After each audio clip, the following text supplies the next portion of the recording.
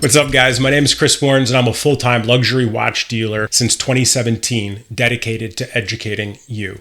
I have a few other companies. I consult, write, speak, have real estate, and a nonprofit in veteran services. But here on this channel, it's all about educating you on timepieces. Our goal is to build a community around educating on timepieces. Speaking of community, if you find any value here on this show or channel, we'd be super grateful if you liked the show and subscribed, as statistically 98% of you guys watching aren't. Now, with that said, let's get into the show. All right, today's show, I'm going to talk about the top 5 Breitling models that are available. This show is going to be very subjective about what I think are the best 5 Breitling models available. This comes from about a decade of wearing Breitlings, having them serviced, repairing them, and of course, selling them. But most importantly, going off value, wrist presence, and visual looks. So to start, we're going to start with number 5, the 5th, and then we're going to work our way down to number 1. I'm going to start with number 5, and I'm going to give it to the Endurance Pro. It's important to point out that the Endurance is quartz and it does have a battery, so it's not technically automatic. They do come in sizes at 38 millimeter, which are basically designed for women, and 44 millimeter. Today, for this show and for the 5th place, we're going to focus in on the 44 millimeter cased in Breitlight. You might be asking, what is Breitlight? But Breitling cases the Endurance Pro in Breitlight, which is basically a glass fiber polymade. Breitling says that they're water resistant to 10 bars, which happens to be 100 meters or about 300 feet for anyone that's not on the metric system watching. With an MSRP of about $3,400, give or take, depending on the edition or size. But you can find these on the secondary market for about $2,000.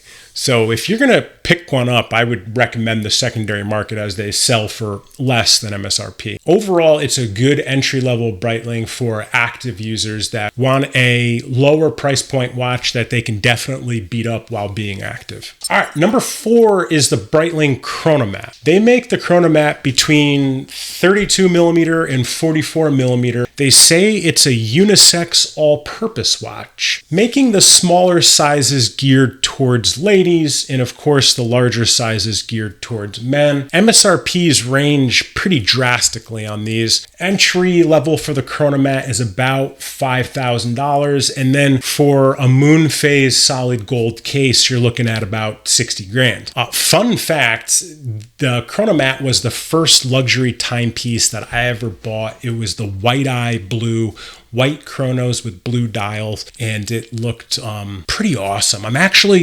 I regret that I sold that watch. I really do. I wish I still had it. But anyways, I realized I got ripped off when I paid $10,000 for it from the authorized dealer. When I got home and I went on the internet, I saw I can buy the same watch brand new on the secondary market for $4 grand. Truth be told, now, years later, you can find these brand new or used on the secondary market for about $4,000 to $5,000. It's an awesome piece you can really go anywhere in, flip-flop, sports jacket, and it's a good daily wear, especially on the stainless steel bracelet. All right, number 3, the Superocean. We've done a lot of talking about the Superocean on this channel, and Breitling has done a lot of facelifts to the Superocean line recently, and they look pretty awesome. Note that there's a lot of variations to the Superocean. We're just talking about it in general as one of the best, or in this case, 3rd best Breitling of the top 5 in their lineup. Many, many years ago, the Superocean was one of my first daily wears, and I'm pretty sure it was a 42 millimeter black dial, black bezel on black rubber. They do make it in 36 millimeter up to 46 millimeter, and Breitling describes it as a unisex diver. The example that I would prefer to wear would probably be around a 44 millimeter at this point. I also prefer a slightly bigger case when it comes to Breitling. For some reason, I just like the way they wear better. However, there's a lot of different variations that you can buy, different sizes, depending on what your preference is. It does come on rubber. It also comes on steel bracelets. So it really depends on the look that you want. You can have one, you can have the other, meaning you can have both, or you can just wear it on rubber or wear it on steel. Originally, the Superocean was marketed to compete against the Rolex Submariner. I'm not entirely sure why Breitling would do that. I mean, it makes sense, but to me, they're much different watches. It is a great piece. You can wear it in the gym. You can wear it in a jacket. You can wear it in a suit. You can wear it at a wedding, as long as it's on a steel bracelet. And the cool thing about the Superocean is they're really tough. You can beat the hell out of these watches, and generally speaking, they're fine. So it's a really good starter Breitling. All right, number 2, the Navitimer. And let's just start with the history on the Navitimer, because I think it's pretty cool. In 1952, the Navitimer started as a tool for pilots. And Breitling says it's one of the most recognizable watches ever made. I don't really know if I agree with that, but that's what Breitling says, so we'll go with that. They do wear pretty big, and candidly, when I do wear Navitimers, I do smash them into pretty much everything. So be cognizant of when you buy a Navitimer that if you're used to wearing a 43 millimeter, if you buy a 43 millimeter Navitimer, it's probably going to wear much bigger than you're used to. Personally, I think Breitling does a fantastic job, especially with their new upgrades to the case of the Navitimer. And a little bit of technical data is, like we said, it's a unisex pilot's watch. It can be found from 32 millimeter on the small end for ladies and 48 millimeter on the large end for larger guys. It has a 70-hour power reserve, depending on the example, give or take. And the water resistance is minimal. Three bars or 30 meters or 100 feet. Note, we do not recommend taking the Navitimer in water.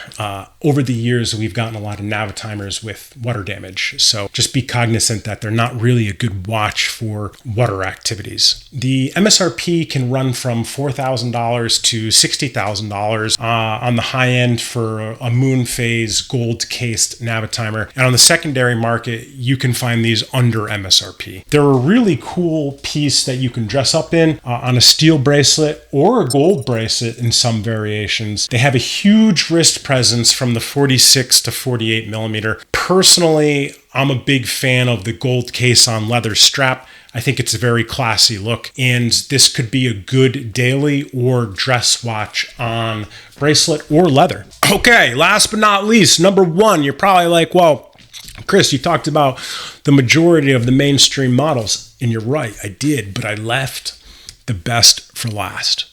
And that's the Superocean Heritage. Keep in mind, if you're newer to Breitling, the Superocean and the Heritage, or the Superocean and the Superocean Heritage, are actually 2 different models. I personally do prefer the blue dial and blue bezel on steel mesh when it comes to the Superocean Heritage. But understand that there are a lot of variations of the Superocean. You can find these from 36 millimeter to 46 millimeter. And they're a unisex diver, as we've discussed, and they do run big.